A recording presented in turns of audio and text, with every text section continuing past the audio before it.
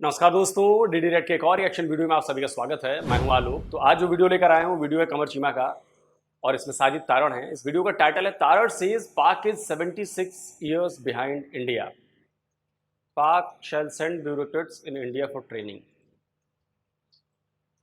मैं इस बयान से इत्तेफाक नहीं रखता। मुझे लगता है कि पाकिस्तान कम से कम 150 साल पीछे है भारत से।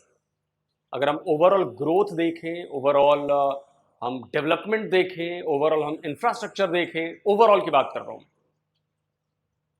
भारत कम से कम 150 साल आगे, कम से कम 150 साल आगे। आई डोंट थिंक सो कि ये 76 ईयर्स सही है। दर्शक आप जरूर बताइएगा, आप कमेंट करके बताइए कि आपको क्या लगता है कि क्या पाकिस्तान सिर्फ भारत से 76 ईयर्स ही पीछे है या वो करीब करीब 150 साल पीछे चला गया। जरूर कमेंट करके बताइए। बाकी वीडियो देखते हैं कि क्या है।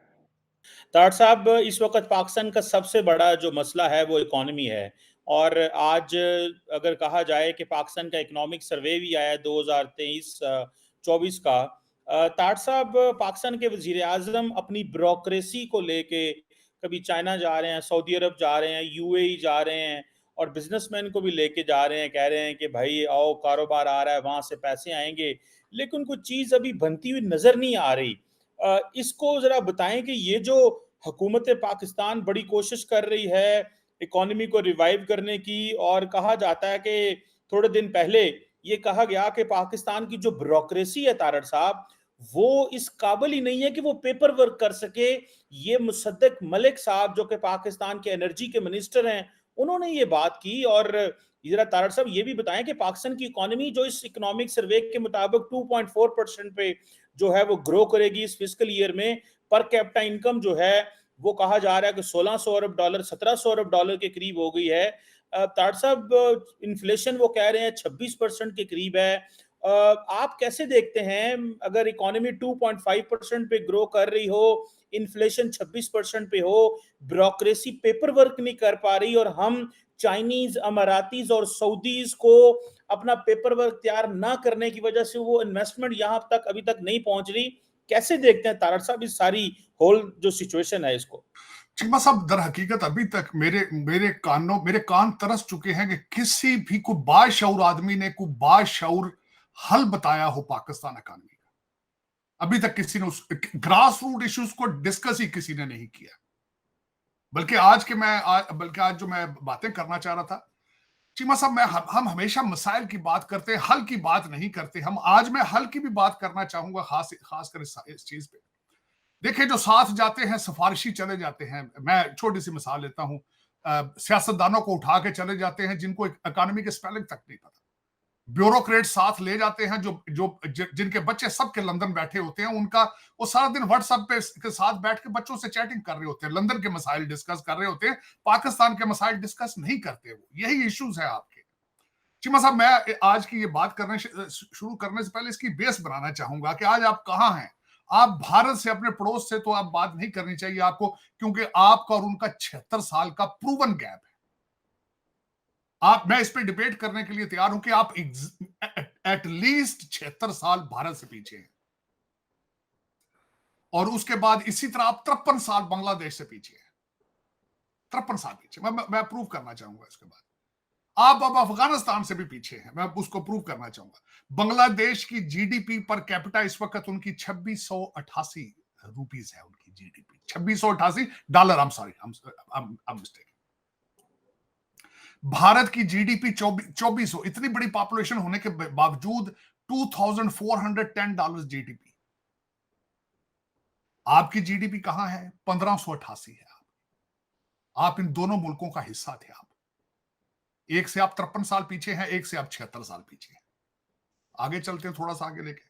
भारत में $1 83 रुपए का है इस वक्त, आज की डेट में।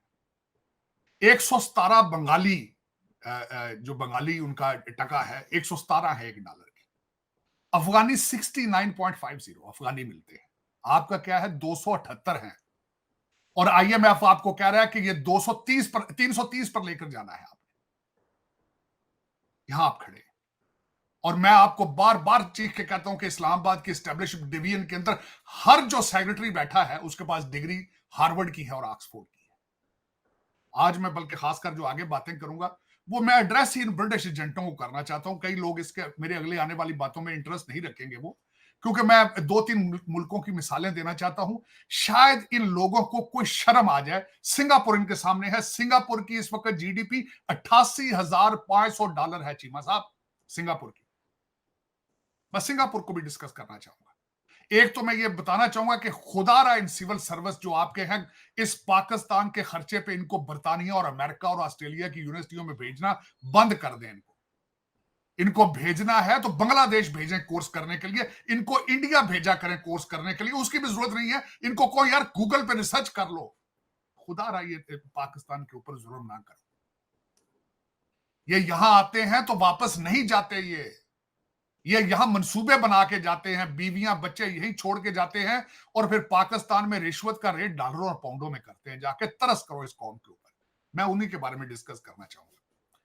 और इसकी वजह से पता है पाकिस्तान के आम लोगों की हालत कैसी हुई? इन लोगों की वजह से पाकिस्तान के लोग भीख मांगने पर मजबूर है। मैं आपको एक वीडियो दिखाता हूं। उसमें एक बेटा अपनी मां को रोज पिक करता है, ड्रॉप करता है, पता है कहां पर? भीख मांगने वाली जगह पर। आपको यकीन नहीं हो रहा? ये वीडियो देखिए। हाँ, लेके जा रहे हैं। अच्छा माँ जी, ये कौन है? ये बेटा है आपका? अच्छा, आप इधर बिठा के जाते हैं माँ जी को? हाँ जी। क्यों? मजबूरी है। क्या मजबूरी है? ये किराएदार है मकान, ते अगू रोजगार है कोई नहीं, वसीला कोई नहीं है। आपकी क्या लगती है? ये मेरी वालदा है। ये आपकी वालदा है? मैं झूठ नहीं बोलूँगा। ये आपकी वालदा है? जी सर। और आप इसको, अपनी वालदा को इतनी शदीद धूप में एक चक वाले फाटक पे आपने इसको बिठा दिया इधर? हाँ जी। हर रोज ऐसे करते हैं? नहीं, कभी कभी जब हमारा काम नहीं लगता। नहीं, कभी कभी क्यों? मतलब कि हर रोज ऐसे करते हैं, अपनी वालदा को इधर बिठा के चले जाते हैं, लोग जो है वो आगे पैसे देते हैं। आपको पता है आपको एहसास हुआ कि मैं क्या बात कर रहा हूं? इन ब्यूरोक्रेट्स, नेताओं और आपकी फौज ने पाकिस्तान की आवाम को क्या कर दिया है कि अपनी माओं को भीख मांगने के लिए बिठाना पड़ रहा है। जिस देश की माएं भीख मांगने पर मजबूर हो जाएं, आप सोचिए कि वो देश कहां जा रहा है। जिस देश की माएं घर से बाहर आकर चौक चौराहों पर बैठकर भीख मांगने लगे, आप समझ लीजिए उस देश के सामाजिक स्ट्रक्चर और सोशल फैब्रिक का क्या क्या किस तरह से धज्जियां उड़ चुकी हैं। समझे आप? और अभी तो बहुत कुछ होना बाकी है, क्योंकि आप लोगों ने जो जो कर्म किए हैं ना, नॉन मुस्लिम्स के खिलाफ, अपने ही लोगों के खिलाफ, अपने ही मजहब के दूसरे क्या कहते हैं फिरकों के खिलाफ, उन सब की सजा मिलनी आपको बाकी है।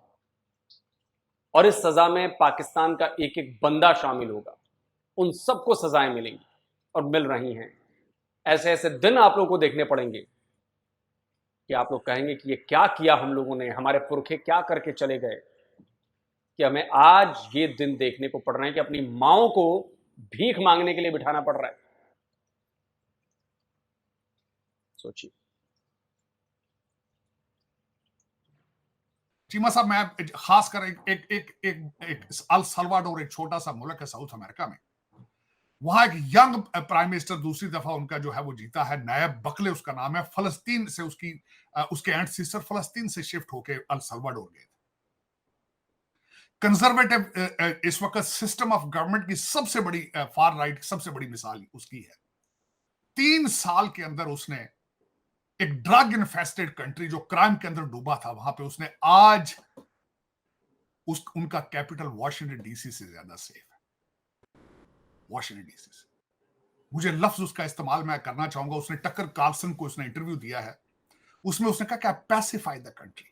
मैंने डबल तादाद की फौज की क्राइम को लड़ने के लिए 70,000 गिरफ्तारियां मैंने, जो गैंग्स थे, जो ड्रग माफिया, 70,000 का उनको अरेस्ट किया।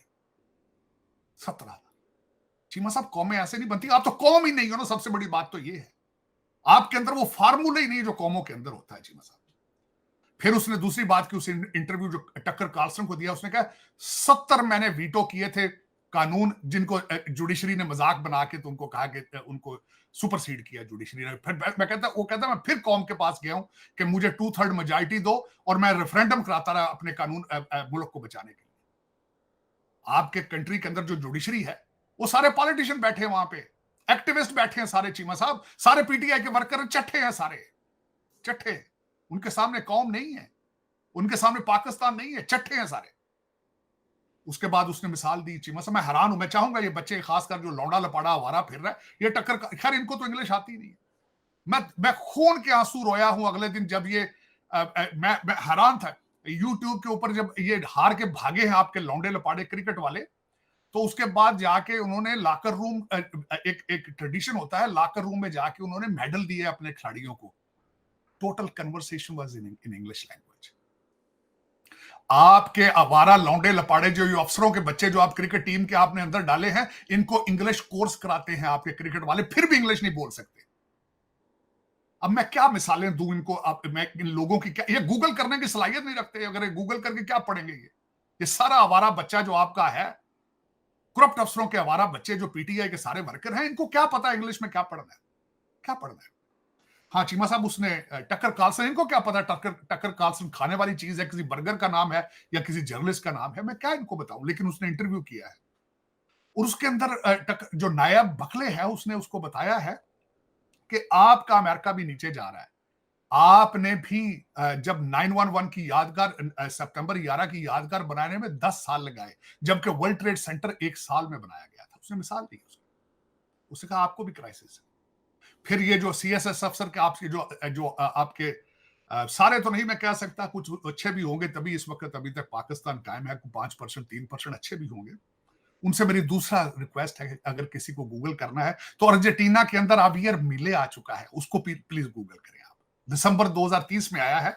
इकोनॉमिक्स और पॉलिटिकल साइंस पढ़ाता रहा है बंदा, वो जो इस वक्त वहां पे चेन सा था उसके हाथ में। जब वो आता था तो अपनी कैंपेन के दौरान कुल्हाड़ा अपने हाथ में रखता था कि मैंने आके गवर्नमेंट आदि कर देनी है। चीमा साहब, उसने आते ही 15,000 बंदा निकाल दिया जॉब से।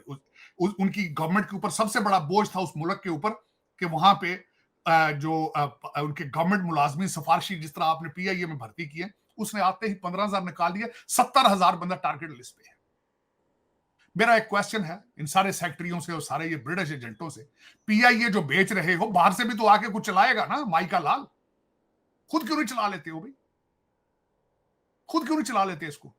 ये सीख लो इससे, अर्जेंटीना वाले से, ये मिले से देखो। और दूसरा चीमा साहब, आप बात कर रहे हैं अभी शहबाज शरीफ साहब, पैसे मांगने गए हो, किकबैक लेने जाते हो, सारे मिले आया है अर्जेंटीना का, यहां आके वो गूगल के ऑफिस में गया सारा अपने साथ लोगों को लेकर।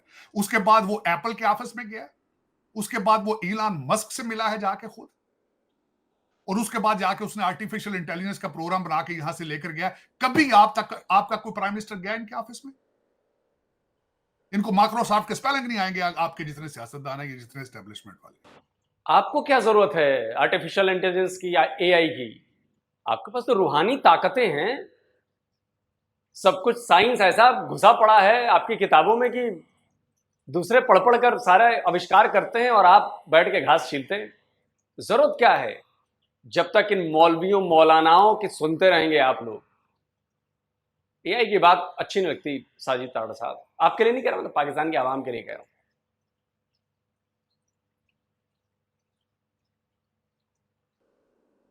चीमा साहब, ये चाइना में सिर्फ पैसे मांगने, किकबैक लेने जाते हैं। कभी गए हैं ये गूगल के ऑफिस में, माइक्रोसॉफ्ट के ऑफिस में गए?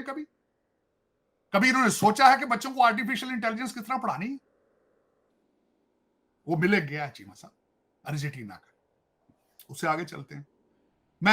इनको सबको पता है कि ये जो जितने आप भेजते हैं, ये जो लोअर मिडिल क्लास के सीएसएस अफसरान आप भेजते हैं ऑक्सफोर्ड पढ़ने के लिए, जो यहां मकानों पे निशानियां ले जाके लगाते हैं, जो इस वक्त सारे जो टोरंटो बैठे हैं, इनको सबको पता है सिंगापुर में क्या हुआ था।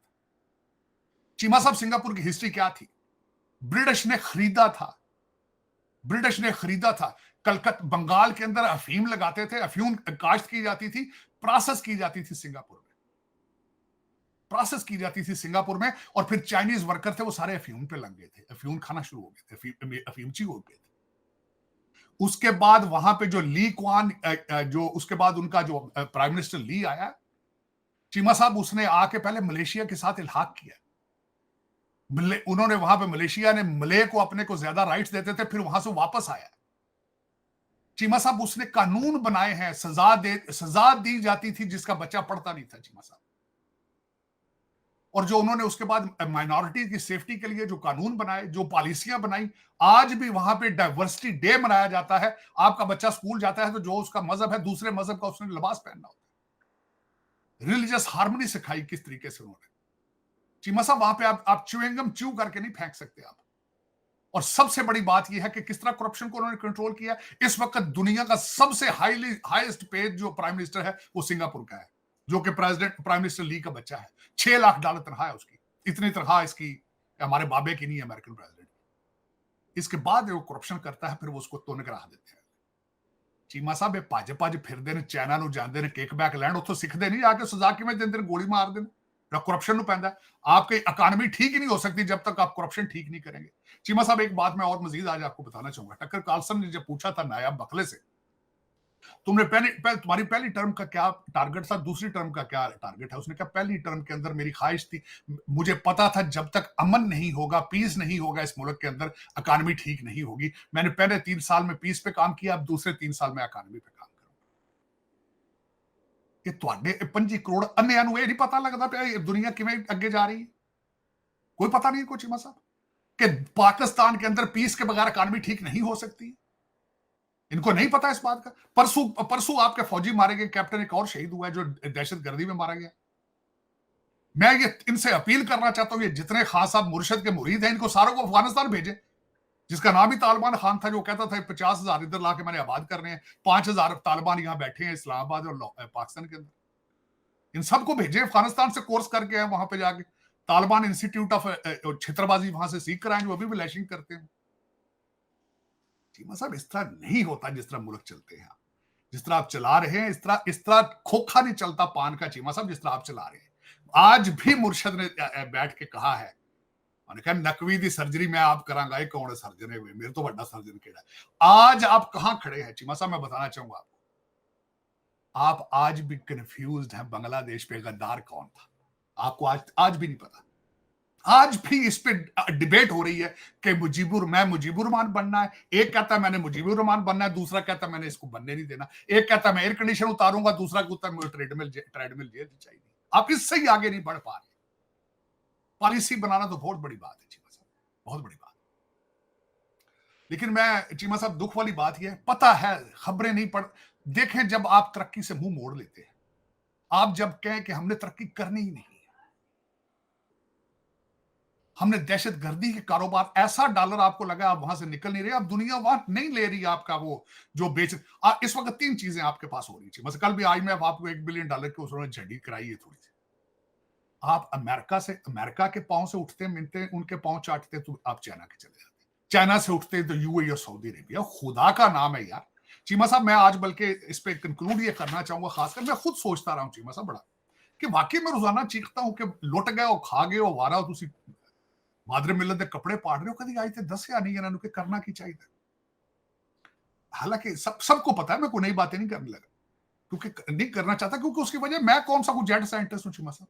अब यहाँ वॉशिंगटन डीसी से खासकर देख के दूसरे मुल्कों के साथ कंपैरिजन करने का मौका मिलता है। सबसे पहले इस वक्त आपके मैंडेटोरी होना चाहिए कि आपके जितनी रूलिंग एलीट है उसके अंदर डुअल सिटीजनशिप पे पाबंदी होनी चाहिए। और भारत में है, मजे की बात आपको बताऊं, भारत के अंदर मौजूद है।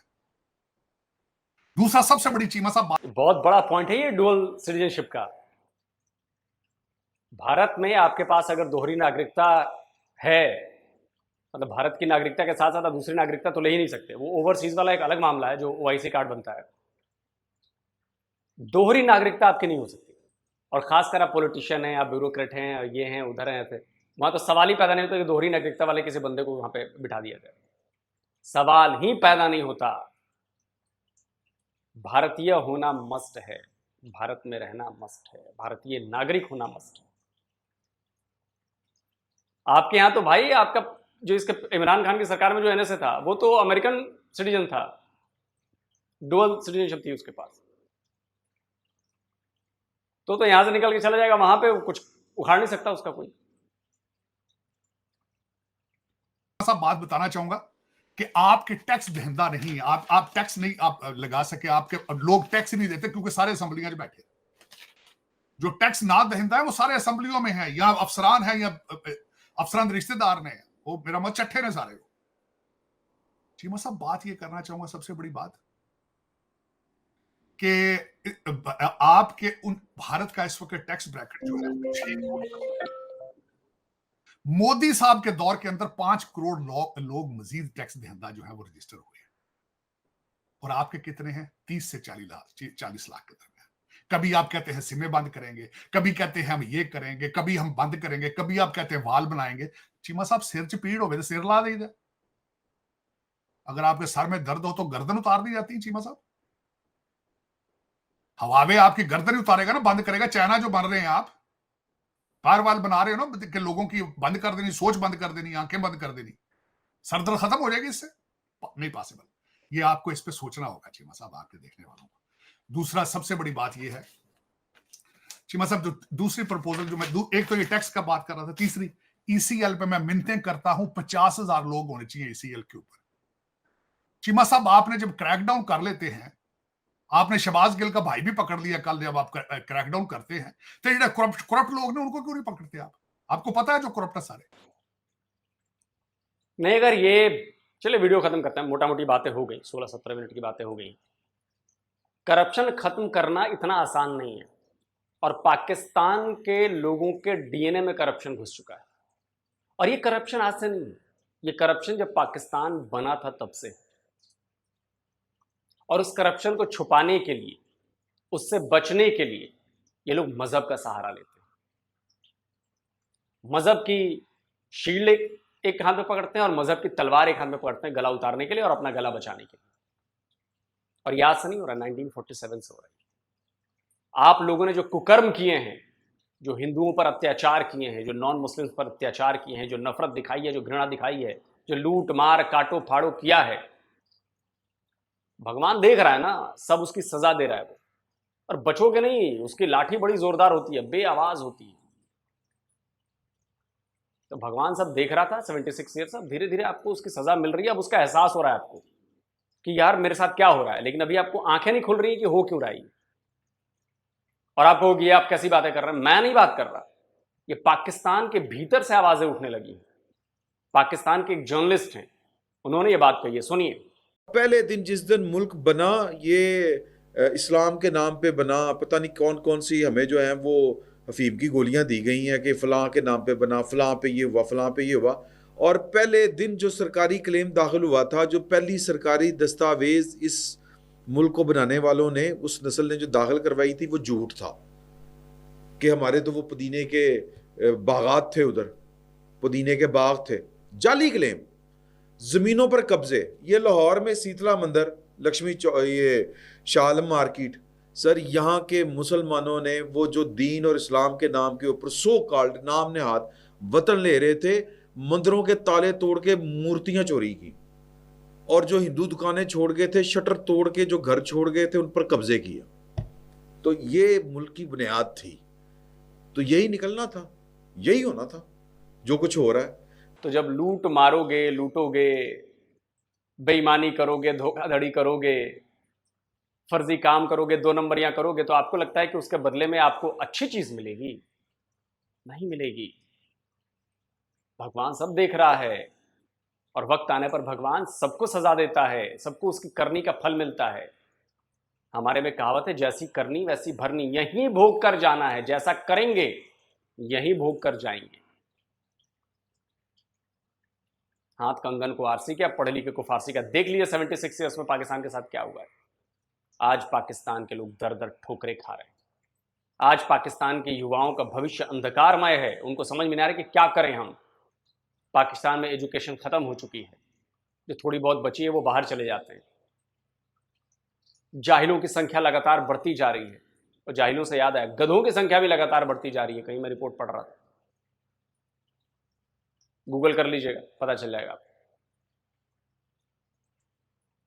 तो ये सब आपके कुकर्म, आपकी करतूत, आपके कर्म का फल है ये। और कर्म बड़ा बलवान होता है जी, कर्म बड़ा बलवान होता है। कर्म मतलब जो आप काम कर रहे हैं और उसकी सजा मिल रही है आपको। अब बताइए, मुझे सुनकर हैरानी कि आपके ब्यूरोक्रेट्स का स्टैंडर्ड इतना लो है कि वो एक प्रपोजल नहीं बना सकते। उनको समझ ही नहीं है कि इस पेपर में, प्रपोजल में क्या लिखना है, तरीका क्या होता है लिखने का, किस तरह के पॉइंट्स लगाए जाते हैं, प्रेजेंटेशन कैसे होगी। और आप भारत के ब्यूरोक्रेट्स को देखिए, आपको स्टैंडर्ड फर्क पता चल जाएगा। जो आईएएस होते हैं हमारे यहाँ, आप उनका एग्जाम यूपीएससी के थ्रू आते हैं। यूपीएससी का एग्जाम जो होता है ना, वो हाड़ तोड़ने वाला होता है। अगर 10 लाख लोग एग्जाम देते हैं तो उसमें से 1 लाख लोग, क्या 10,000 लोग प्री में पास होते हैं, फिर 1,000 लोग मेंस में पास होते हैं, और फिर उसमें से 500 लोग जो हैं वो बनते हैं आईएएस। और ये मोटा मोटी बताया मैंने समझाने के लिए, आपको रेशियो के लिए। आंकड़े कहीं ज्यादा इससे बड़े। तो आपके पास तो इल्म ही नहीं है ना। इल्म आपने नफरत में, दूसरों के खिलाफ साजिशें करने में, दूसरों की चीजें हड़पने में, सब कुछ दिमाग वहां लगा दिया, तो इल्म कहां से आएगा। अगर मुझे पता होगा कि ये फोन कैसे चलता है तब चलाऊंगा ना। अगर मुझे पता ही नहीं होगा कि ये फोन चलाने के लिए क्या करना होता है, तो मेरे लिए पत्थर है, मेरे लिए कोई फायदा नहीं है इस फोन का, जब मुझे इसे ऑपरेट करना ही नहीं आता। वही हालत है। आप लोग आईएएस तो बन जाते हैं, मतलब आपके यहाँ जो डीसी टाइप के लोग होते हैं, लेकिन उनको काम करना नहीं आता, क्योंकि आज से 76 साल पहले उन्होंने देख देख कर जो सीखा था वही आप लागू करते हैं, नई चीजें इंप्लीमेंट नहीं हुई। बाकी आपकी मर्जी। तो मैं फिर कहूंगा कि पाकिस्तान 76 नहीं 150 साल पीछे है भारत से। आप क्या कहते हैं? जल्दी मिलता हूं एक और नए वीडियो के साथ। नमस्कार, जय हिंद।